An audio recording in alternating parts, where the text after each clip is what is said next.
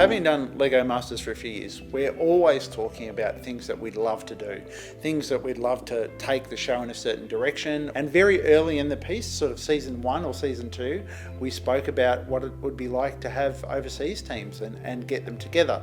And fortunately, after doing Grandmasters last year, which was one of our dream bucket list items to do, we're like, well, I think now's the time.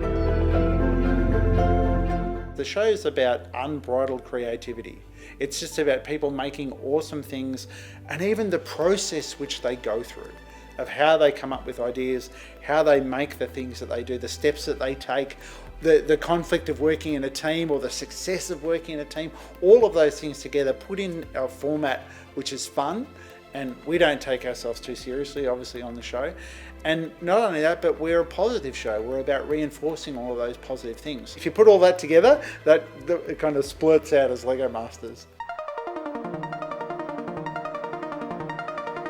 Probably the most complex project I've ever done is I've done a few life-size cars. And so making a life-size car out of Lego is difficult for a number of reasons. First off is obviously the sheer volume and size of it.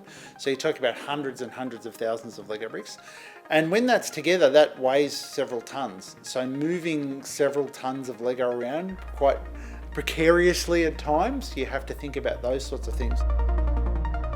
Probably 2 builds over the course of Lego Masters that have really stuck in my mind. Anyone from Series 1, because they hadn't seen the show. They didn't know what it was about. They didn't even know it was Hamish and I. When they walked through the roller door, they're like, oh, who are these guys? There's a certain level of appreciation for the Series 1 contestants who were really flying blind.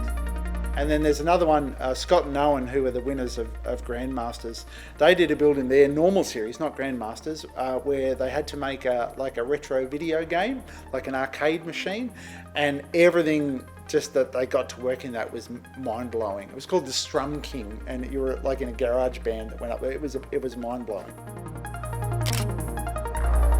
I have never thought of being any kind of Olympian in any way, shape or form, so I guess a Lego Olympics is probably the closest we'll ever get.